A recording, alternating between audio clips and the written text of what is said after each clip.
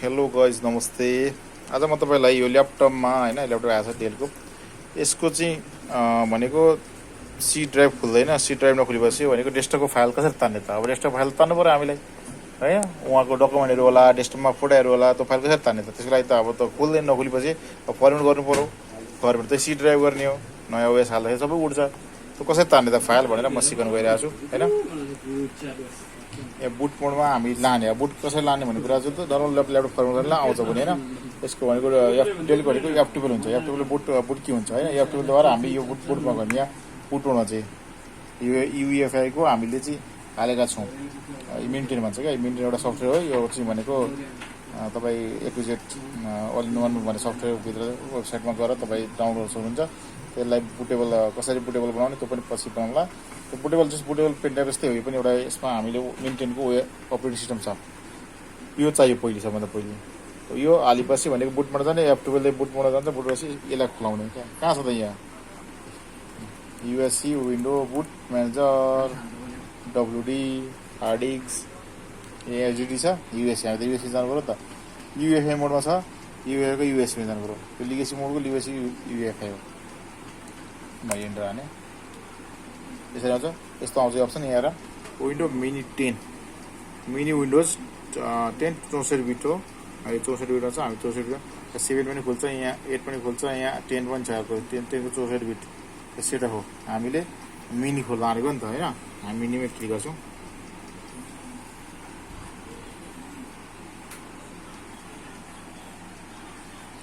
Loading हुँदैछ। अब यसमा भएको यो मेन्टेन, यसमा यो पेन ड्राइभमै छ क्या अपरेटिङ सिस्टम। त्यो हार्ड डिस्क खराब छ भने पनि कसरी थाहा पाउने त? यो मेन्टेनबाट थाहा हुन्छ। यताभित्र हार्ड डिस्क देखाएको छ छैन होइन। हार्ड डिस्कको फाइलहरू कसरी तान्ने अपरेटिङ सी ड्राइभमा। अरू त अब फर्मेट हुँदैन, त्यसले गर्दाखेरि सेभ पनि गर्न सकिन्छ। यसमा मेन्टेनबाट धेरै फङ्सन छ। पासवर्ड तोड्नु पऱ्यो, ल्यापटपको पासवर्ड पनि तोड्नलाई यसले हेल्प गर्छ। जस्तै पासवर्ड ल्यापटपमा लागेको पासवर्ड पिसी कस्टमरले त्यो पनि मेन्टेनले तोडिदिन्छ। त्यो चाहिँ ह्याकर उसमा पऱ्यो होइन, त्यस्तो कुरा सिकाउनु हुँदैन होइन। त्यो जस अब अरूको सेक्युरिटी राखेको हुन्छ ल्यापटपमा, कसैले नचलाएको भनेर अनि हामीले तोड्ने कुरा गऱ्यौँ भने सबै तोडिदिने भयो। यसमा त्यो अप्सन पनि छ भने कहिले अब त्यो चाहिँ भनेको चाहिँ अब अथोराइज हामी चाहिँ अब अथोरिटी पाएकोले गर्दाखेरि हामीले कस्टमरले मेरो पासवर्ड चेक गरेर तोडिदिनु भन्दै आयो भने हामीले यो मिन्टेनबाट तोड्न सक्छौँ। किनभने त्यो चाहिँ अथोरिटी पाएपछि गर्ने हो क्या। त इलिगल हो नि त, कसैको पासवर्ड तोड्नु इलिगल हो नि त। अब यस्तो खोल्छ, यस्तो विन्डोज खोल्छ। विन्डोज यो भनेको चाहिँ यो पेन ड्राइभबाट खुलेको मेन्टेन हो। पेन ड्राइभको ओएस खुलेको, यो ल्यापटप होइन फेरि पेन ड्राइभको खुलेको।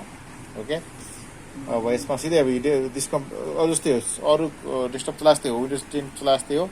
सिधै यहाँ हामी अरू केही नगरौँ, दिस पिसीमा जाउँ। यहाँ जाउँ। यहाँ गएपछि भनेको लोकल सी डी। अब सी भनेको एसएसटी हो, 128 जिबी। उहाँको सी भनेको कति छ 295 जिबी छ, लगभग 300सँग।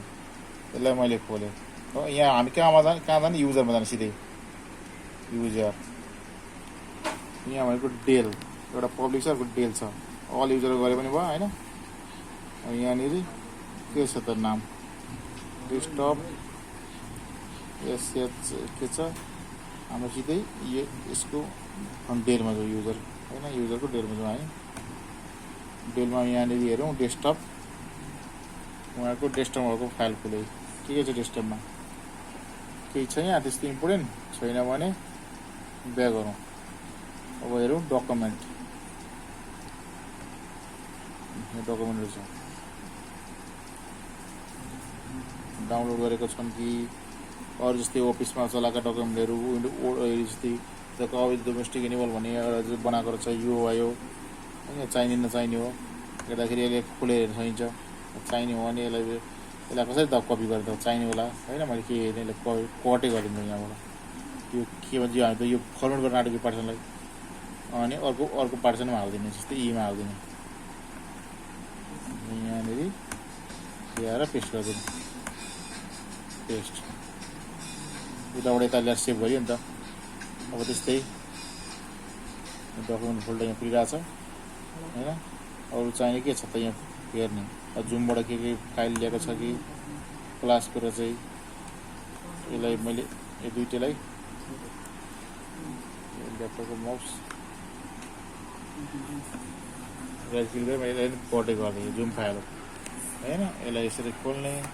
अब यसको यहाँ अर्को यो डिएलसी भनेको हाम्रो पेन ड्राइभ यहाँनिर गएर पेस्ट गरिदिने।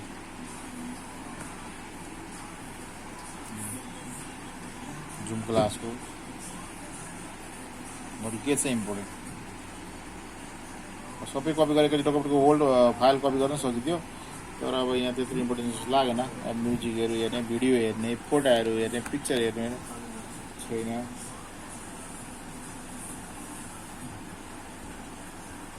भिडियो पनि छैन होइन।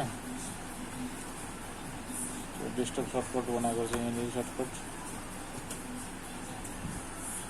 छैन, केही पनि छैन।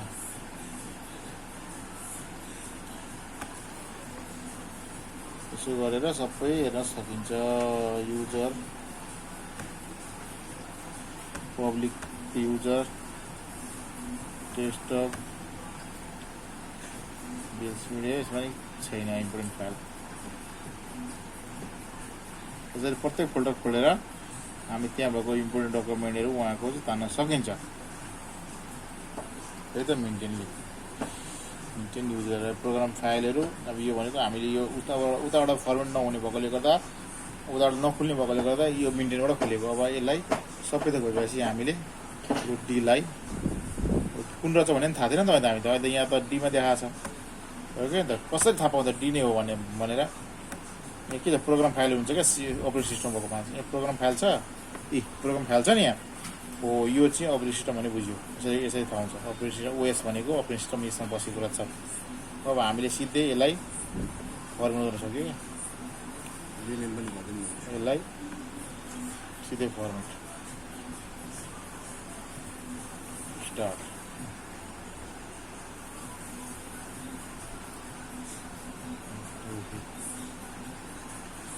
अब यहाँ अरू उहाँको डकुमेन्टहरू यहाँ छन् होइन।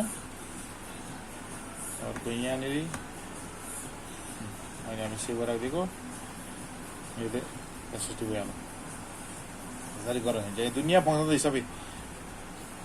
अब यसको मेन्टेनको बारे डिटेलले हेर्ने हो भने दुनियाँ छ नि, डाटा रिकभरी सबै थुप्रो छ यहाँ।